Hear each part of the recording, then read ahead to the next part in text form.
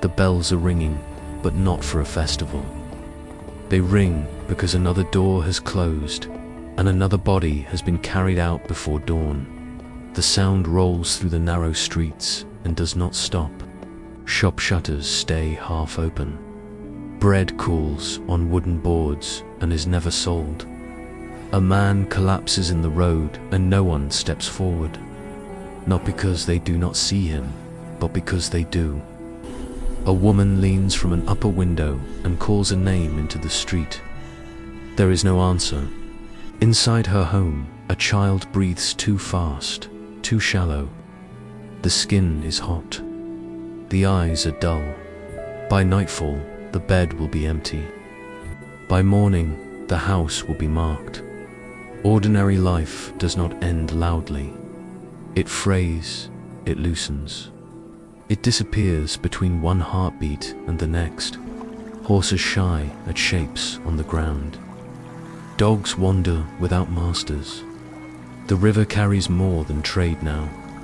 The air smells wrong. People walk with cloth pressed to their faces, as if distance alone might save them. They stop touching. They stop looking. They stop helping, and beneath every action, one thought spreads faster than the sickness itself. If this can happen here, in the greatest city of the realm, what place on earth is safe? The fear moves first through individuals. A cough that does not stop. A swelling that appears without warning. A fever that climbs through the night. Then it reaches families. Doors are barred from the inside. Mothers refuse their own children. Husbands sleep in corners, afraid of the warmth beside them. The sick are watched from a distance, counted by breaths, measured by hours. Soon the streets feel different. Fewer voices, fewer footsteps. The rhythm of the city breaks. Markets thin, then vanish. Guildhalls close. Priests hurry through prayers they once lingered over. The dead are no longer carried one by one. They are dragged, then stacked, then left. London does not fall in a single moment. It empties as fear spreads. It gathers momentum. What begins as illness becomes rumor. What begins as rumor becomes certainty. The city is cursed. The air is poisoned. God has turned his face away. Foreigners have brought it. The poor have invited it. The sinful deserve it. The innocent are punished anyway. Authority speaks, and people listen, because they must believe someone knows what is happening. Orders are given. Fires are lit to cleanse the air. Streets are scrubbed. Animals are killed. Processions wind through the city, bare feet on stone, voices raised in desperate devotion. The bells ring harder. Nothing changes. From the homes of the wealthy to the alleys of the poor, the pattern repeats. A single case, then two, then silence. Servants flee first, then apprentices, then family. Houses are sealed with the living still inside. The city learns new sounds. The scrape of carts at night. The thud of bodies. The long pauses between bells. Law weakens before it breaks. Contracts mean nothing when no one expects to live long enough to collect. Theft rises, then stops, because there is nothing left worth taking. Courts close. Jails empty as guards refuse to stand watch. Punishment loses its meaning. The work of death becomes logistical. Who will carry the bodies? Where they will be placed? How many can fit in a pit? Names are no longer recorded. Faces blur. Mourning becomes impossible because it never ends. Then, slowly, the noise fades.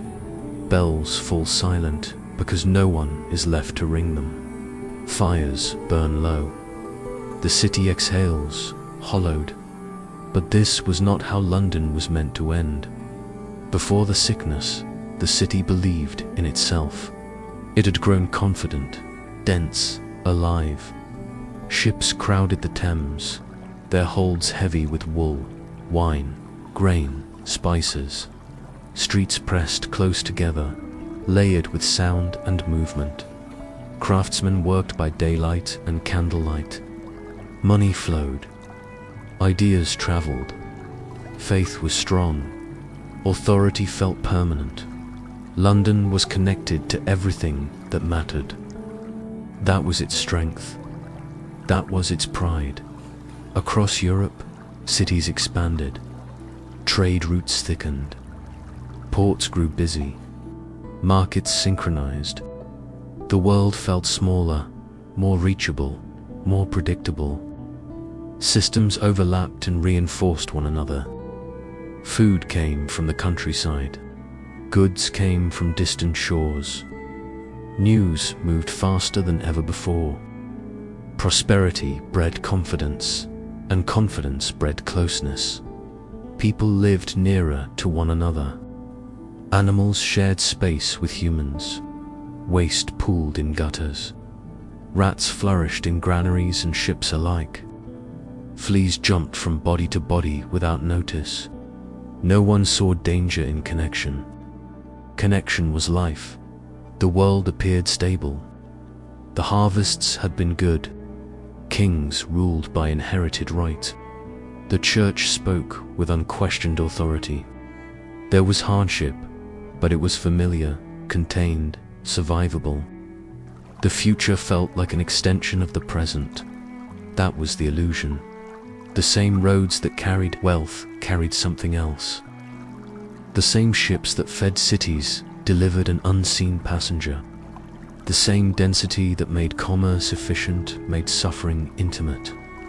Progress did not cause the catastrophe, but it prepared the ground perfectly. Far from London, in places few there could name, something was already moving. It lived in warmth and darkness. It thrived where humans stored their abundance. It traveled without intent, without malice, without awareness. It did not need belief or permission. At first it was only whispers from afar. A port closed, a caravan delayed, a city across the sea growing quiet. Stories arrived before the sickness itself, distorted by distance and fear. Whole towns dead, ships drifting into harbor with no crew alive to dock them. London listened, but did not yet hear. When the first cases appeared, they did not announce themselves as a turning point. They looked like other illnesses: fever, weakness, pain. Physicians examined the stars. They consulted ancient texts. They bled their patients. They burned incense. They spoke with confidence, because confidence was expected of them. Leaders issued proclamations. God would be appeased. Order would be maintained. Trade would continue. Life would go on.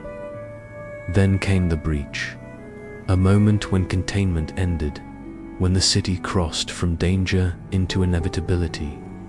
Ships continued to arrive. Goods continued to be unloaded. The river did not stop flowing.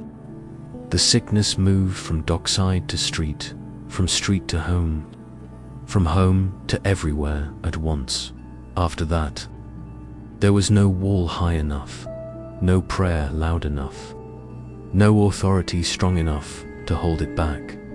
Knowledge failed first. Theories multiplied, but none explained why the healthy died and the faithful fell alongside the wicked. Authority followed. Commands were ignored when they conflicted with survival. Institutions persisted in form but lost substance. The city still had leaders, but no one believed they could save them. Faith intensified, then fractured. Some clung harder, convinced devotion would spare them.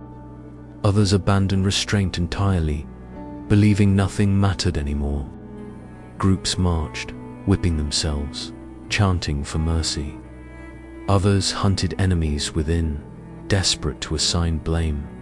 Violence flared, then burned out, because even anger required energy, and energy was running out. Beyond the walls, the countryside began to change. Farms were left untended. Fields went unharvested. Animals wandered through empty villages. Wolves came closer. Nature advanced without resistance. Roads fell silent. Trade collapsed not by decree, but by absence. Food grew scarce in the cities. Then it no longer mattered, because there were fewer mouths to feed. The sickness did not end because it was defeated.